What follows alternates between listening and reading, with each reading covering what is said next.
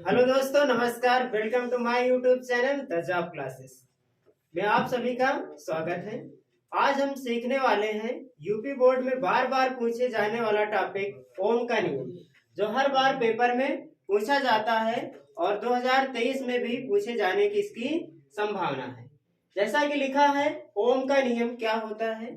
ओम का नियम, जैसे ये मान लेते हैं हम कोई चालक तार है P और Q, है ना। इसकी भौतिक अवस्था यानी यहाँ पर ताप न बदला जाए, जहां पर चालक तार रखा है ना तो इसके टेम्परेचर में परिवर्तन किया जाए और ना ही दाब में परिवर्तन किया जाए, और ना ही चालक तार की जो लंबाई है, मान लेते हैं इसकी लंबाई 10 मीटर है तो 10 मीटर ही होनी चाहिए, ना ही इसके अनुप्रस्थ काट के क्षेत्रफल, कहने का मतलब इसकी मोटाई जो है, यह मान लेते हैं जैसे चालक तार है तो इसकी मोटाई ये हो गई, यह है अनुप्रस्थ काट का क्षेत्रफल, यानी इसमें परिवर्तन ना किया जाए। तो क्या होगा, चालक तार में बहने वाली जो धारा आई है ये निर्भर करेगी विभवांतर यानी वोल्टेज पर। जैसा कि लिखा है कि जब किसी चालक की भौतिक अवस्था जैसे ताप, दाब, लंबाई, मोटाई आदि में परिवर्तन ना किया जाए तो चालक के सिरों के बीच आरोपित विभवांतर भी चालक में बहने वाली धारा आई के अनुक्रमानुपाती होती है। इसको समझाने के लिए हम फिगर ड्रा करे हैं। इसमें मान लेते हैं कि पी क्यू कोई एल लंबाई का चालक तार है। मान लेते हैं ये टी टेम्परेचर पर रखा गया है, यानी जैसे हम लोग समझ लेते हैं कि 15 डिग्री सेंटीग्रेड पर रखा गया है चालक तार, तो 15 डिग्री सेंटीग्रेड ही इसका ताप होना चाहिए। और इसकी मान लेते हैं इसके अनुप्रस्थ काट का क्षेत्रफल ए है, ये जो मोटाई है, इसमें भी परिवर्तन ना किया जाए। फिर से हम लोग समझेंगे ओम का नियम क्या होता है। यदि किसी चालक तार की भौतिक अवस्था जैसे ताप, दाब, लंबाई तथा इसकी मोटाई में परिवर्तन ना किया जाए तो चालक तार में बहने वाली धारा आई चालक के सिरों के बीच आरोपित विभवांतर V के अनुक्रमानुपाती होगी। कहने का मतलब यह है कि जैसे जैसे विभवांतर बढ़ेगा वैसे वैसे धारा बढ़ेगी। तो यानी चालक के सिरों के बीच आरोपित विभवांतर V जो है, ये चालक में बहने वाली धारा I के अनुक्रमानुपाती होगा। तो जैसे ही हम लोग जानते हैं समानुपाती का निशान हटाते हैं, वैसे ही एक कांस्टेंट आ जाता है। तो प्रोपोर्शनल हमने हटा दिया, एक कांस्टेंट आ गया R। जहां R एक नियतांक है, जहां R एक नियतांक है जिसे विद्युत प्रतिरोध कहते हैं। जिसे क्या कहते हैं? विद्युत प्रतिरोध कहते हैं। जिसे विद्युत प्रतिरोध कहते हैं। यही हमारा ओम का नियम है, B बराबर आई आर। B बराबर आई आर याद कैसे करेंगे हम लोग? देखो जैसे लिखा है B, यहाँ पर क्या लिखा है? आई आर लिख सकते हैं हम लोग, है ना। B बराबर आई आर, B बराबर आई आर 4 बार कहेंगे। देखो B बराबर क्या होता है? हम होता है ना। B बराबर क्या होता है? हम, यानी हम लोग अब बोलते रहते हो गांव घर में क्या? I R, I R. तो B बराबर आई आर यानी हम, आई आर तो B माने हो गए हम, तो B बराबर आई आर। इसका मात्रक देख लेते हैं क्या होता है। तो विद्युत प्रतिरोध का मात्रक जो होता है, प्रतिरोध R का मात्रक, R का मात्रक ओम होता है, और ओम का निशान इस प्रकार होता है। यह है विद्युत प्रतिरोध, यानी V बराबर आई आर ओम। फिर से हम लोग समझ लेते हैं ओम का नियम। जैसे किसी चालक तार, यह है AB, है ना, इसकी भौतिक अवस्था लंबाई हो गया, मोटाई हो गई तथा अनुप्रस्थ काट का क्षेत्रफल न बदला जाए तो इसके सिरों के बीच आरोपित विभवांतर V, ये है इसका सिरा, और इसके सिरों के बीच आरोपित विभवांतर क्या है? V। और ये इसमें प्रवाहित धारा I के क्या होगा? अनुक्रमानुपाती होगा। तो जैसे हम लोग प्रोपोर्शनल हटाएंगे एक स्थिरांक आ जाएगा जिसे हम लोग कहेंगे विद्युत प्रतिरोध, यानी B बराबर IR, यही ओम का नियम है। आगे हम लोग सीखते हैं कि किसी चालक तार का प्रतिरोध जो है R मान लेते हैं, तो ये किन किन बातों पर निर्भर करता है ना।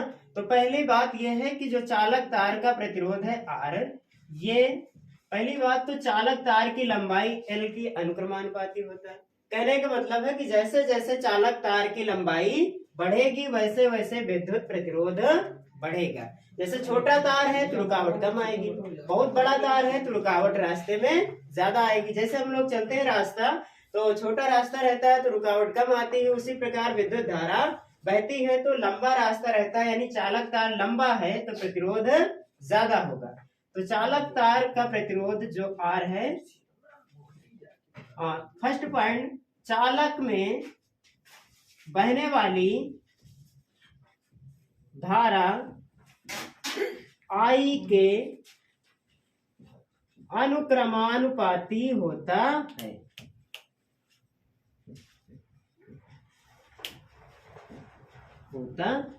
यानी चालक तार का प्रतिरोध जो R है, चालक में बहने वाली धारा I के क्या होगा, अनुक्रमानुपाती होगा। दूसरी बात क्या है, ये चालक तार के अनुप्रस्थ काट के क्षेत्रफल A के क्या होगा, व्युत्क्रमानुपाती होगा। कहने का मतलब जैसे जैसे चालक तार की मोटाई बढ़ेगी वैसे वैसे प्रतिरोध का मान क्या होगा, कम होगा। जब धारा ज्यादा बहेगी तो प्रतिरोध क्या होगा, कम होगा। तो दूसरी बात जो है, चालक तार की मोटाई पर निर्भर करता है, यानी अनुप्रस्थ काट के क्षेत्रफल A पर निर्भर करता है। तो प्रतिरोध R जो है चालक के अनुप्रस्थ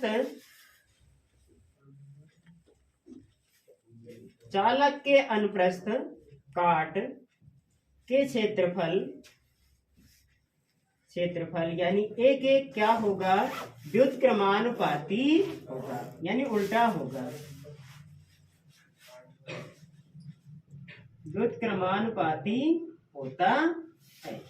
कहने का मतलब है यानी R व्युत्क्रमानुपाती होगा 1/A के। इसको हम लोग समीकरण फर्स्ट मान लेते हैं और इसको समीकरण सेकंड मान लेते हैं। यानी जैसे जैसे मोटाई बढ़ेगी प्रतिरोध R का मान बढ़ेगा। चालक में बहने वाली धारा के अनुक्रमानुपाती होगा। दूसरी बात क्या है, चालक तार की लंबाई, ये भी बात होगा, चालक में बहने वाली धारा के अनुक्रमानुपाती होगा। या हम लोग ऐसे लिख सकते हैं, ओम के नियम में तो हम लोग जान चुके हैं कि चालक में बहने वाली धारा के अनुक्रमानुपाती होता है, या ऐसे हम लोग लिख सकते हैं कि चालक की लंबाई, है ना, चालक की लंबाई L के अनुक्रमानुपाती होता है। कहने मतलब जैसे जैसे चालक तार की लंबाई बढ़ेगी वैसे वैसे प्रतिरोध बढ़ेगा, और जैसे जैसे चालक तार की मोटाई बढ़ेगी प्रतिरोध घटेगा। समीकरण 1 और समीकरण को हम इस प्रकार लिख सकते हैं, समीकरण 1 और समीकरण 2 से हम लोग लिख सकते हैं R proportional to L into 1/A। आगे इसको हम इस प्रकार लिख सकते हैं R प्रोपोर्शनल टू L/A। जैसे ही हम लोग प्रोपोर्शनल का निशान हटाएंगे वैसे ही एक कांस्टेंट आ जाएगा रो।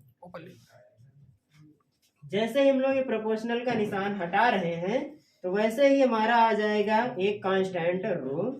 R बराबर रो इंटू L/A, है ना। R इक्वल टू क्या हो जाएगा, रो इंटू L/A, जहां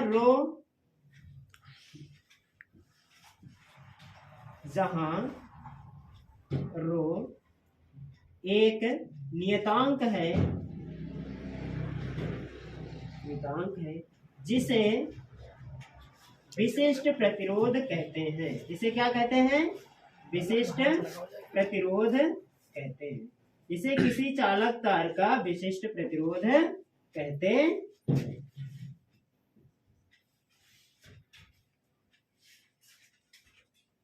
अब रो का हम लोग मान निकालेंगे तो रो बराबर क्या है, देखो रो इधर ए इधर भाग में इधर आएगा, गुणा में हो जाएगा, ऊपर लिखो पर अगर हम रो का मान निकालना चाहे तो यहाँ से रो का मान निकालेंगे तो रो बराबर क्या हो जाएगा, आर, देखो ए इधर भाग में इधर आएगा, गुणा में हो जाएगा तो आर ए हो जाएगा, और इधर एल गुणा में है, ये आ जाएगा भाग में हो जाएगा, तो रो बराबर हो जाएगा आर ए अपान एल। और इसका मात्रक क्या होगा,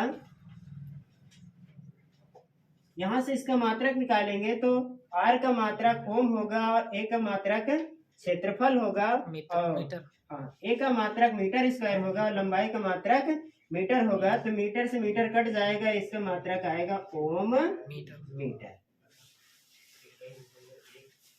अब देखो इसको याद कैसे करेंगे, जैसे कोई बच्चा रोता है, रो, ये लिखा है रो लिखा है, तो रो बराबर है ना, कोई बच्चा रोता है तो कहते नहीं है गांव घर में, रो रहा है तो क्या निकलेगी, राल राल राल, ऐसे हम लोग लिख सकते हैं इसको। तो रो बराबर क्या हो जाएगा, राल, यानी रो बराबर राल।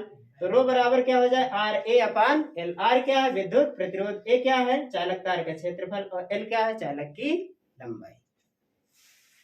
धन्यवाद दोस्तों। यदि हमारे द्वारा समझाया गया ओम का नियम आपको समझ में आया हो तो वीडियो को लाइक करें, शेयर करें और हमारे चैनल को सब्सक्राइब करें। धन्यवाद।